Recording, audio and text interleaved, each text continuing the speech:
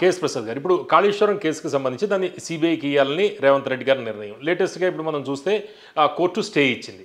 అంటే రేవంత్ రెడ్డి గారు సెల్ఫ్ గోల్గా భావించాలా ఎట్లా? ఇందులో సెల్ఫ్ గోల్ ఏం కాదు సార్. ఇప్పుడు తగిలించి తమాషా చూసి ఆట ఒకటి నడుస్తుంది ఇవాళ. బీఆర్ఎస్ బీజేపీ ఒకటి అన్న దగ్గర, అయితే కాంగ్రెస్ ఆర్ఎస్ఎస్ బ్యాక్గ్రౌండ్తో బీజేపీకి అనుసంధానించుకుని చేస్తున్నాడు రేవంత్ రెడ్డి అన్న దగ్గర ఆ మకిలిని తొలగించుకోవడానికి సిబిఐ ఎంక్వైరీ ఉంటుంది. మీరు జాగ్రత్తగా గమనించండి. సిబిఐ ఎంక్వైరీ మళ్ళీ again the ball goes to BJP court. ఆ కోర్టులోంచి వాళ్ళు కిక్ ఇచ్చి లోపుగా ఇతను ఒక వ్యాక్యూమ్ క్రియేట్ చేసి they can go to the court. మీకు as far as Ghosh commission మీద ఆల్రెడీ సుప్రీంకోర్టు హైకోర్టు ఒక డైరెక్షన్ ఉంది. కోర్టుకు వెళ్ళింది బీఆర్ఎస్ వాళ్ళు. ఇప్పుడు అదే లెట్ ఇట్ బి. అవతల మీరు బదనాం చేసేద్దామంటే గమ్మును కూర్చోడానికి అసలు జగన్మోహన్ రెడ్డి టీం కాదు కదా. ఇక్కడ సామర్థ్యం ఉన్న నాయకుడు, ఎబిలిటీ అండ్ క్యాపబిలిటీ ప్రూవ్ చేసుకున్న ఒక పార్టీ అండ్ తెలంగాణ కాంక్షని జస్టిఫై చేసిన వాళ్ళు ఉన్నారు కాబట్టి ఈ లీగల్ టీం కూడా అంతకన్నా స్ట్రాంగ్గా ఉంది. They made it possible. ఇవాళ మీకు స్టేటర్ వచ్చింది దాని మీద. అవును. So that it self is an indication. అంటే ఒక క్లూలెస్ సిచ్యువేషన్లోకి ట్రావెల్ చేయించే అంత ముఖ్యమంత్రి సామర్థ్యం ఎందుకు చేయట్లేదు?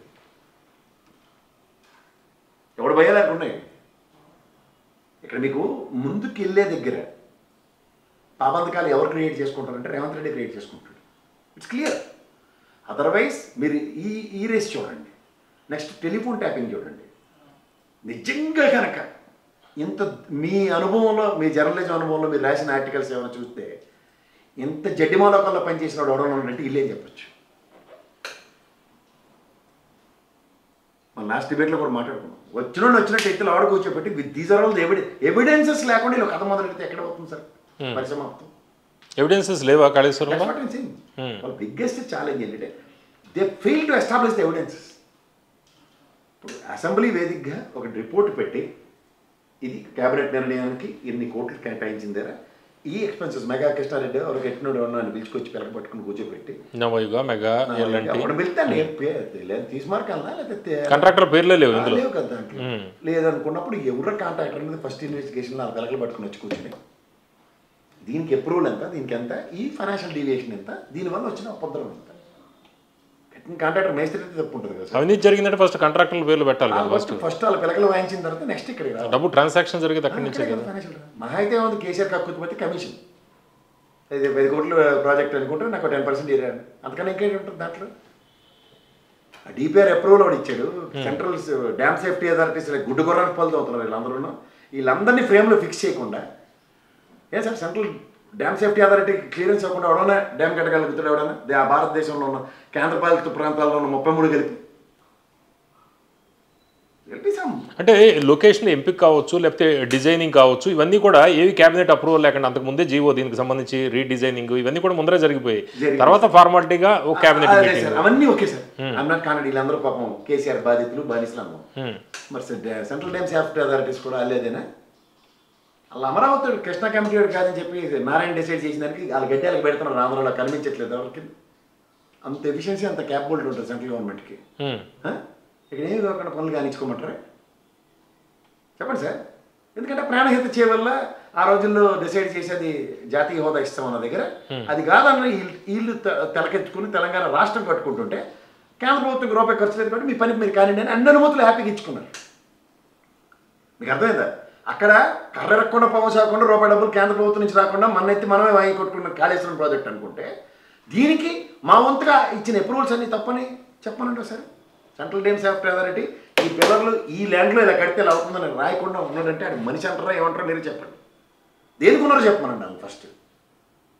ఇవన్నీ అవుట్కమ్స్ ఎస్టాబ్లిష్ అవుతాయి. మీరు నేను కాదు కదా గౌరవ న్యాయస్థానం. అంటే కొంత విశ్లేషకులు చెప్తుంది రేవంత్ రెడ్డి తీసుకున్న నిర్ణయం సరైంది. సిబిఐకి ఇవ్వడం ద్వారా బీజేపీని లాక్ చేయగలిగారు. BJP as well as BRS రెండు కూడా ఇబ్బందుల్లో పడతాయి దీనివల్ల. అదే sir, you are here as a chief minister and the respective chair to protect our rights in the state. అంతేకాని నువ్వు బీజేపీకి బీఆర్ఎస్కి చెక్ పెట్టుకుంటూ ఉంటే అది ఎలక్షన్ అయిపోయింది. నేను కూర్చోబెట్టారు సీట్లో. మీరే మా ముఖ్యమంత్రి, మీరు సుపరిపాలనలు ఇవ్వండి, పాత పరిపాలనలో ఉన్న అవకతవకలను ఎండగట్టండి. ఇది చెస్లో చెక్కులు మీట్లు పెట్టుకోవడానికి కాదు కదా. సో చెక్ మీట్ అన్న కాన్సెప్ట్కి అలాగే ఉంటుంది. ఇక్కడ your not there to put a check for these two parties.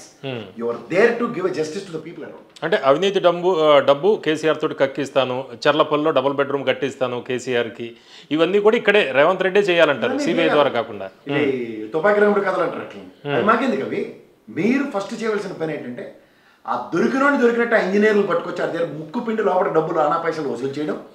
రెండోది ఏంటంటే ఆ వార్ ఫుడ్ బేసిస్ లో ఆ కాంట్రాక్టర్లందరినీ ఎత్తుకొచ్చి కూర్చోపెట్టి ఇందులో జరిగిన ఫైనాన్షియల్ డీవియేషన్స్ మీద ఎస్టాబ్లిష్ చేస్తూ ఒక కమిటీ త్రూగా, అది ఏంటి finance minister and revenue minister and home minister ఆధ్వర్యంలో దాన్ని ఎత్తి పాయలగొట్టి తీసుకొచ్చి, మూడోది పార్లగా దాని డ్యామేజ్ కంట్రోల్కి ఒక ప్రాజెక్ట్ని తీసుకుని అర్జెంట్గా డ్యామేజ్ని రెక్టిఫై చేస్తూ ఆ ప్రాజెక్ట్ని పరిరక్షించి, ఈ 3 కాన్సెప్ట్స్ ఏమైనా జరిగాయి? ఈ 3 ఏది లేకుండా ఒక ఆర్థిక మంత్రికి డిస్కషన్స్లో వెళ్ళేపాటు పిల్లలు పట్టుకుని డబ్బులు తేడానికి, ఒక హోమ్ మినిస్టర్ స్థాయి, ఇప్పుడైతే హోమ్ మినిస్టర్ లేడు మన స్టేట్కి, పోనీ ఈయనే ఇనిషియేటివ్ తీసుకుని నేను ఫుల్ ప్రొటెక్షన్ నీకు ఇస్తున్నాను హోమ్ మినిస్టర్ డిస్కషన్స్, ఆర్థిక మంత్రి మా ఉప ముఖ్యమంత్రి కాబట్టి వీళ్ళిద్దరూ ఆ ఫైనాన్షియల్ ఇర్రెగ్యులారిటీ ఎలా జరిగిందో కమిటీ త్రూ నాకు అవుట్కమ్ ఇచ్చి ఆ ఫైనాన్షియల్ రికవరీ ఫస్ట్ పెట్టండి. డ్యామేజ్ ఈ ప్రాజెక్ట్ అథారిటీస్ ఎవడైతే ఉన్నాడో వాళ్ళందరూ పిల్లకలు తీసుకొచ్చి ఇక్కడ పెట్టి క్రిమినల్ అఫెన్స్ కేసులు పెడతాం, నా ప్రాజెక్ట్ రెక్టిఫై చేసి ఇవ్వకపోతే within span of no time. ఎవడో దానికి కాంటాక్ట్ అవ్వడం, మెగా కృష్ణారెడ్డి అవ్వండి, ఎన్సీసీ కూడా అవ్వండి, లేకపోతే నవయోగ కూడా ఉండదు, that is not my business at all. ఈ 3 స్టేట్ ప్రాస్పెక్టులు 2 సంవత్సరాల దగ్గర జరగక ఎంతసేపు కేసీఆర్ చుట్టూ అలా బ్రహ్మానందం గడి గుళ్ళు గెలిచినట్టు డిస్కౌంట్ కాల్ ఇస్తానంటే ఏడవుతుంది. అంటే రేవంత్ రెడ్డి గారు జనరల్గా అగ్రెసివ్గానే ఉంటారు కదా, ఈ విషయంలో మరి సరిగ్గా లేరంటారా? వెళ్తున్న పందా సరిగ్గా లేదంటారా? వెనకలో పుండును అల్లుడు వైద్యం శాంతం తెలుసా, అదే నడుస్తుంది అక్కడ. కొన్ని ఆంధ్రప్రదేశ్ స్టేట్లో కాంగ్రెస్ పరంగా మహానుభావుడు రాజశేఖర రెడ్డి గారికి తప్ప ఇంకెవరికి అంత డిస్కషన్స్ ఉండవు, అంత సేవ ఉన్న వాళ్ళు కూడా ఉండరు. అంటే నెక్స్ట్ ఏం జరగబోతుంది? కోర్టు సిబిఐ విషయంలో నిర్ణయం విషయంలో కోర్టు స్టే ఇచ్చింది, నెక్స్ట్ ఏం ఏం జరగదాం అర్థం, స్టాండ్ స్టిల్లే. మళ్ళీ వీళ్ళు వాళ్ళని ఆడిపోసుకోవడం, వాళ్ళని వెళ్ళి పోసుకోవడం, ఈ తెప్పాల ఛానల్లో రోజు డిబేట్లు ఎట్టి ఓహో లక్ష్మణ అంతరేక సినిమాలు స్టోరీలే తప్ప ఏముండదు. ఈ 3 స్టార్ట్ చేయమన్నాడు సార్ నేను చెప్పింది ఆన్ వార్ ఫుటింగ్లో. నెక్స్ట్ అవుట్కమ్ మీద మాట్లాడమంటే రేవంత్ రెడ్డి గారికి గట్స్ ఉన్నాడు. ఓకే, ఇప్పుడు నేను ఒక విషయం చెప్తాను, మీరు నన్ను ఒక విషయంలో బ్లేమ్ చేయొచ్చు, నేను ఇంకో విషయంలో మిమ్మల్ని బ్లేమ్ చేస్తాను. అలా బ్లేమ్ చేసుకుంటూ కూర్చుంది తెల్లవారులు. బ్లేమ్ గేమ్ ఇదంతా అంతే, నువ్వు కొట్టినట్టు నేను తిట్టినట్టు, నేను పొడిచినట్టు నువ్వు చచ్చినట్టు, అంతే లెక్క.